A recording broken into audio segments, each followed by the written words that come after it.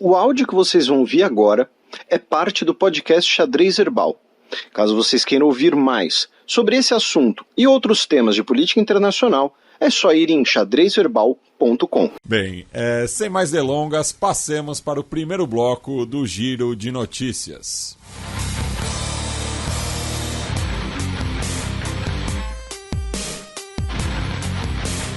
Giro de Notícias.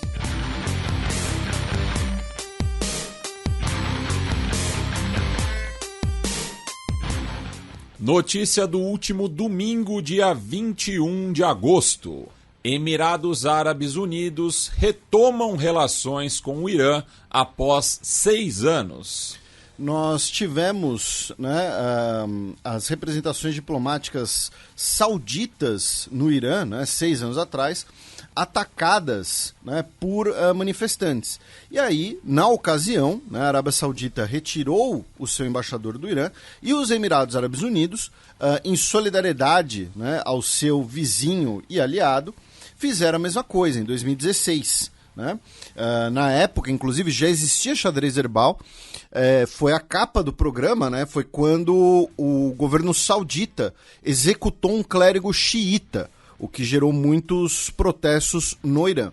E agora, o governo dos Emirados Árabes Unidos anunciou que o seu embaixador ao Irã, o Saif Mohammed Al-Zaab, vai retornar a Teherã e, então, retomando completamente as relações diplomáticas entre os dois países para alcançarem os objetivos em comum dos dois países e da região como um todo. Lembrando que os Emirados Árabes Unidos, nesses últimos anos, justamente, têm se, não vou dizer distanciado, mas tem buscado uma postura mais independente do que apenas ser visto como um aliado saudita, normalizou suas relações com Israel, tem retomado parte do diálogo com o Irã, mediou outras conversas na região. Então isso também muito provavelmente faz parte dessa política externa dos Emirados Árabes, buscando ele se projetar como uma potência regional completamente solta da sua aliança com os sauditas. Ainda no Grande Oriente Médio, só que na segunda-feira, dia 22, Paquistão aprova acordo para fornecer tropas para a segurança da Copa do Mundo no Catar. Essa semana tivemos o primeiro-ministro do Paquistão, o Shehbaz Sharif, visitando o Catar para conversar sobre comércio, investimentos, relações bilaterais. E semana que vem o Paquistão vai receber uma delegação do Fundo Monetário Internacional, do FMI.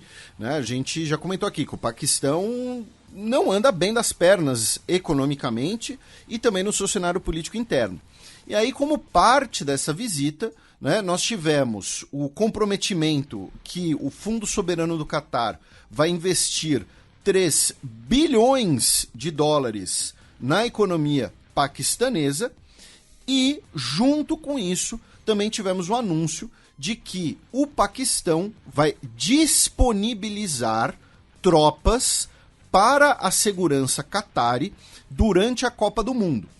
Qual é mais ou menos o raciocínio? É o seguinte, o Catar não teria pessoal suficiente para fazer a segurança da Copa do Mundo, com todos os visitantes de um evento desse tipo e com todas as delegações de um evento desse tipo, mais a segurança nacional, mais continuar operando as suas bases militares, enfim. Então, o Paquistão seria um parceiro, especialmente no sentido de fornecer policiais e soldados para ocuparem funções na estrutura militar catarí e também na segurança, eu não sei o termo técnico, tá? Pessoas que nos ouvem, que talvez conheçam mais o assunto, por favor não estranhem, mas cuidar de aspectos mais gerais da segurança da Copa do Mundo. Então, a segurança de uma delegação será liderada por pessoal do Catar.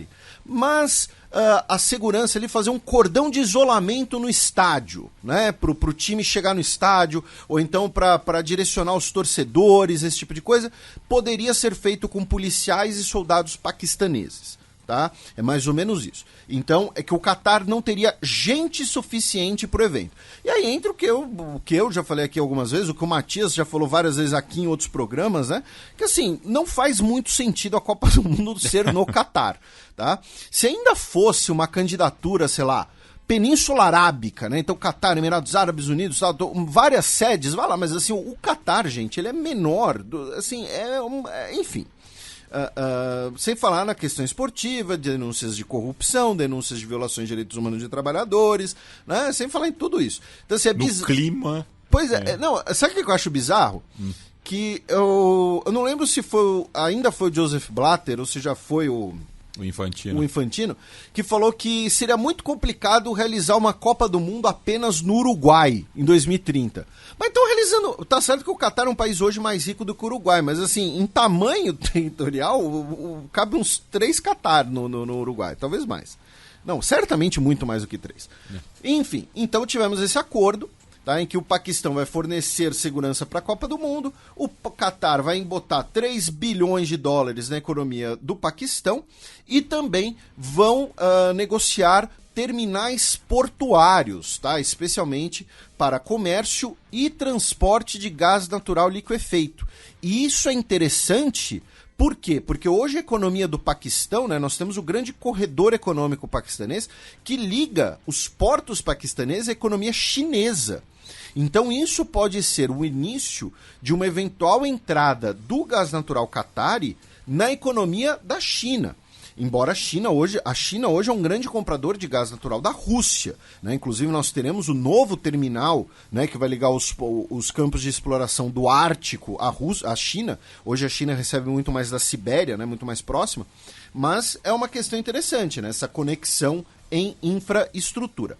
Falando de notícias internas ao Paquistão agora, brevemente, o ex-primeiro-ministro Imran Khan, ele foi denunciado pela lei antiterrorismo do Paquistão por discurso de ódio contra as instituições e funcionários do Estado, né? Pelas declarações dele de que ele foi derrubado via um golpe, fruto de uma conspiração internacional, tá?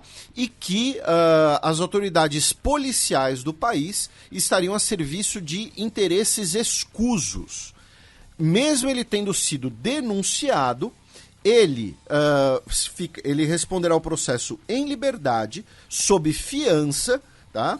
Ele, ao sair da corte no último dia 25 de agosto, também conhecido como ontem, quinta-feira, né? Estamos gravando esse programa na sexta-feira, dia 26, ele, ao sair da corte em Islamabad, ele disse que aceitava, né, enfim, a denúncia, pagou a fiança foi de 100 mil rúpias paquistanesas, o que vai dar aí mais ou menos uns R$2.500, tá, uma conta assim bem por cima, e ele disse que vai continuar lutando pelos seus direitos políticos e por novas eleições no país. A grande questão é que essa fiança ela é válida até o dia 1º de setembro. Então, se até lá a corte considerar que ele, entre aspas, não se comportou, pode determinar a detenção dele, o que certamente vai ser um barril de pólvora ali no Paquistão. Também no começo da semana, milhares protestam no Haiti por insegurança e aumento do custo de vida. Também tivemos manifestações pedindo pela renúncia do primeiro-ministro Ariel Henry. As manifestações não foram apenas em Porto Príncipe, também afetaram outras cidades na segunda-feira, como você mencionou. Também tem a questão do custo de vida devido à alta do preço dos combustíveis. E, lembrando, nos últimos meses, né, nós tivemos também diversos episódios de violência ligados a gangues, ligados também a sequestros por recompensas de pessoas.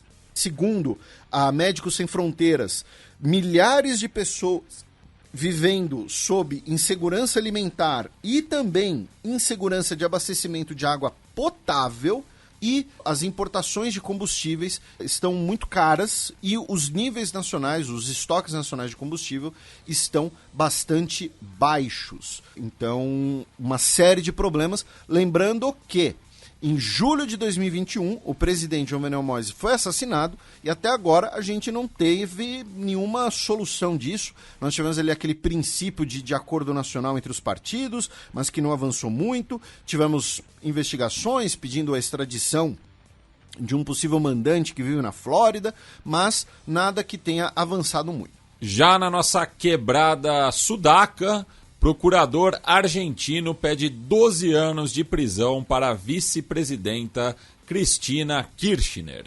O procurador Diego Luciani acusa a Cristina Kirchner, né, de corrupção, de fraudar o Estado e fazer parte de um esquema para desviar fundos públicos enquanto presidente entre 2007 e 2015.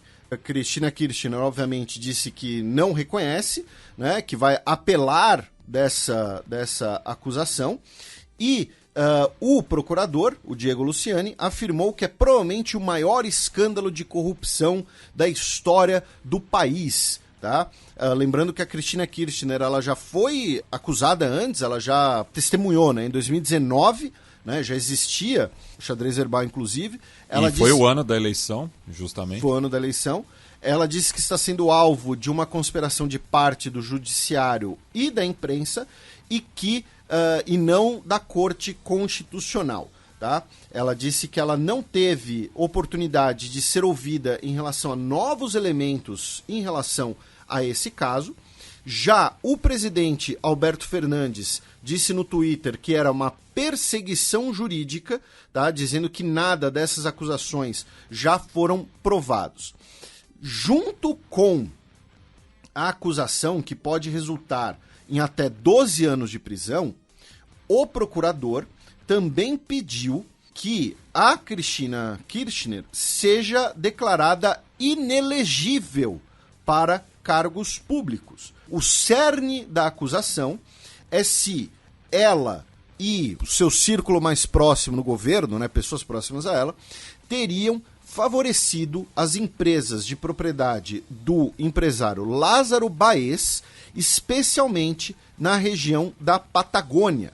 Tá? Afirmando que muitas dessas licitações que empresas desse empresário venceram essas licitações, muitas delas estariam superfaturadas e sequer foram terminadas, as obras sequer foram concluídas. Tá? E que o dinheiro do superfaturamento teria sido desviado e sido direcionado para a família da Cristina Kirchner e via empresas de fachada. Tá? Então, resumidamente, essa é a acusação, tá, de esquema de superfaturamento em obras públicas na região da Patagônia.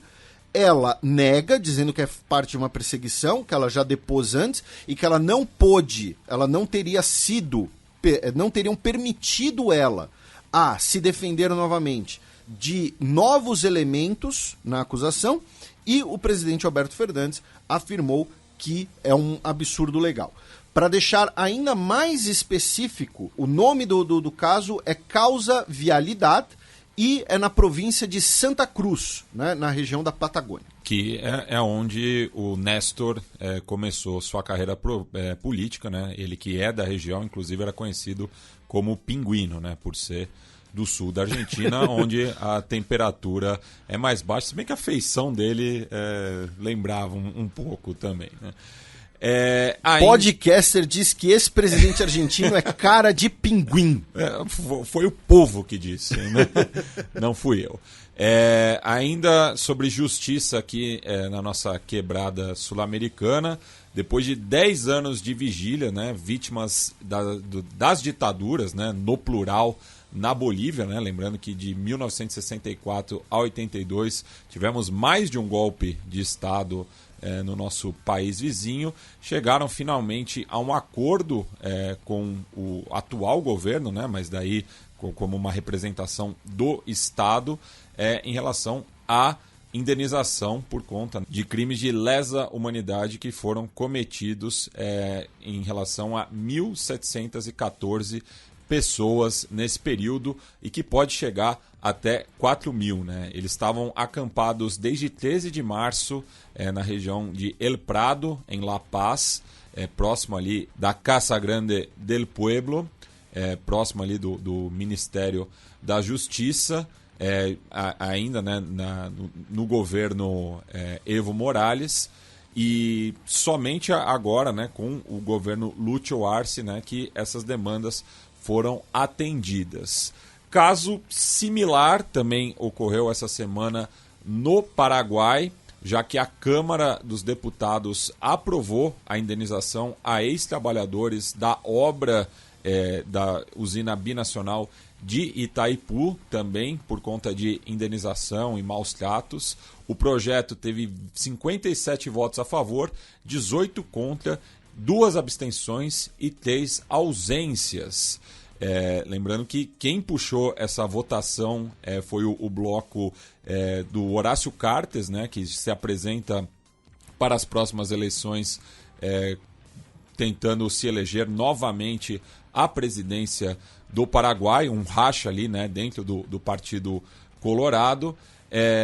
E o governo já anunciou, né, através do chefe de gabinete, o Herman Reutemann, que vai vetar esse projeto de indenização dos trabalhadores que também estão aí há anos acampados buscando aí por essa indenização. Aproveitar e mandar um abraço para o nosso ouvinte de longa data, o Carlos Jauregui, que sempre nos manda atualizações da Bolívia.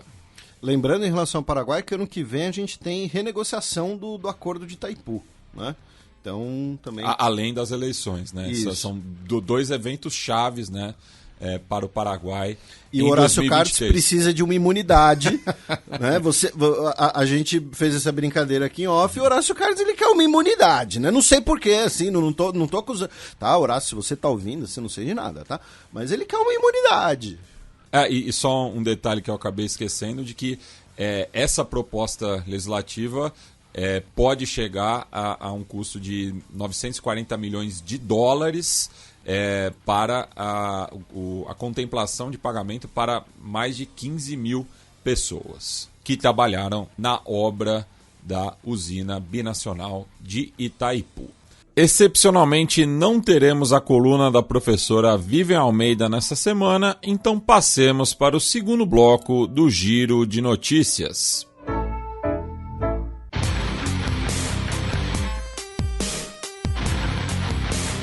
Giro de Notícias.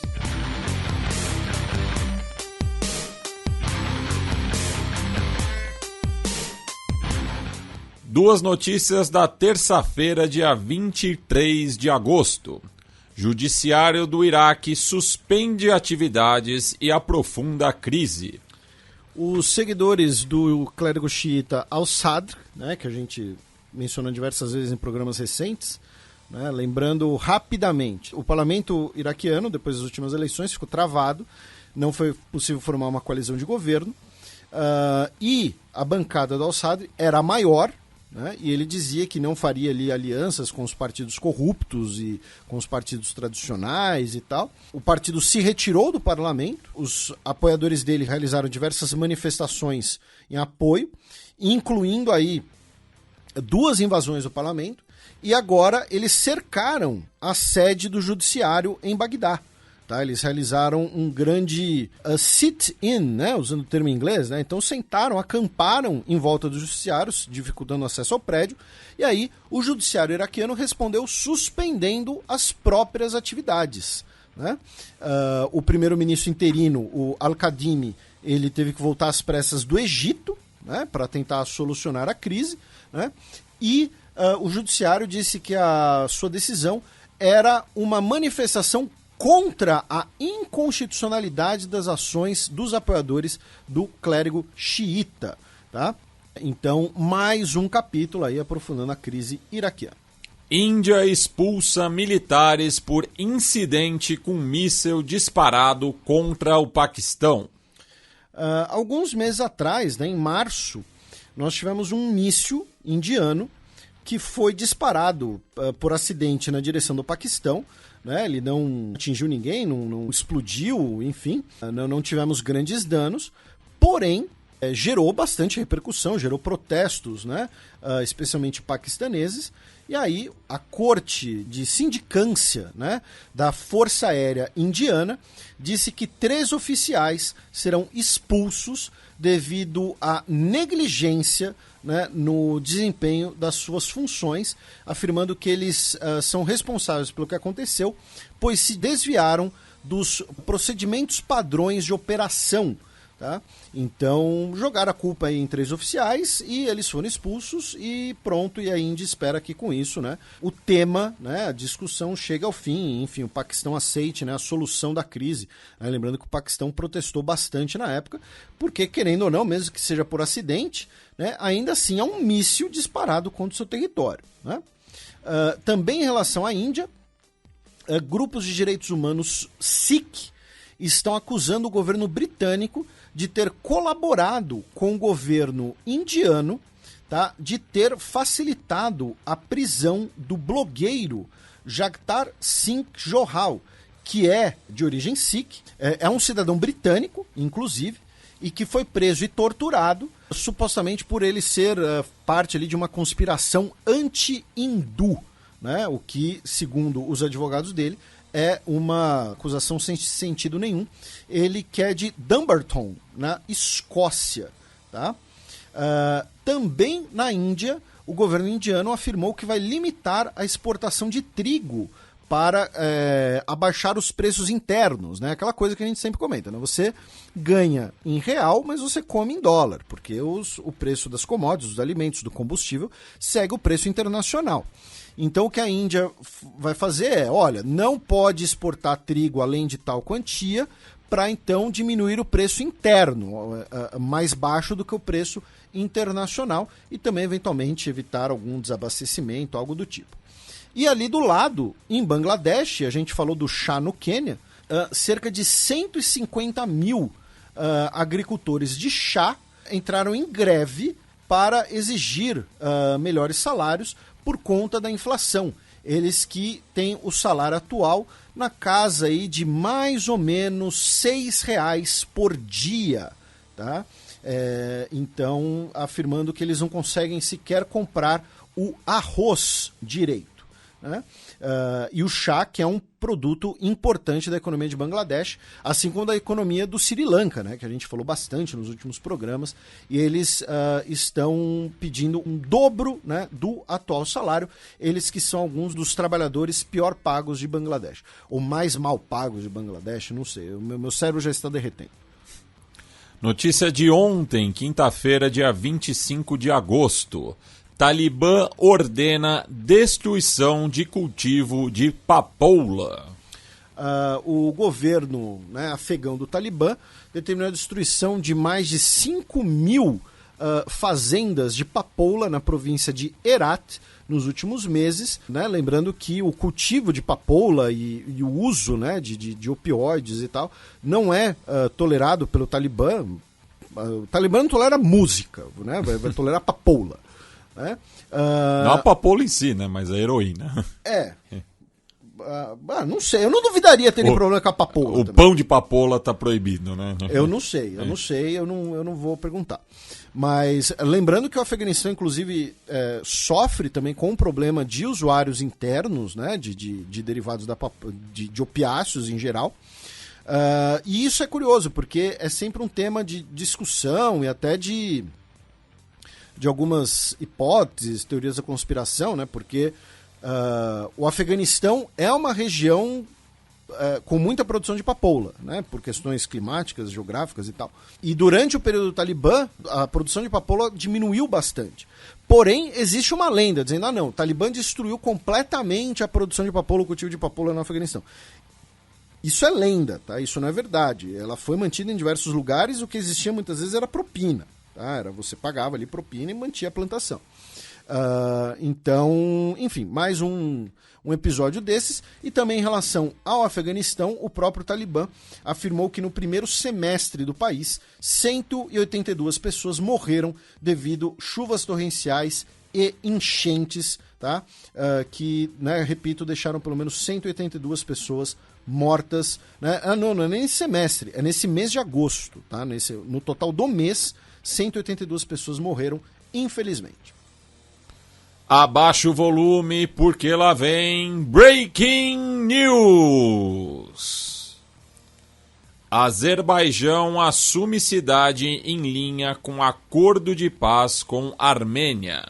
Pois é, meu caro Matias, hoje as tropas do Azerbaijão retornaram a Laquim, que unia, né, o corredor de Laquim, unia o Nagorno-Karabakh, ou Alto Karabakh, né, o República de Artsakh, ao restante da Armênia.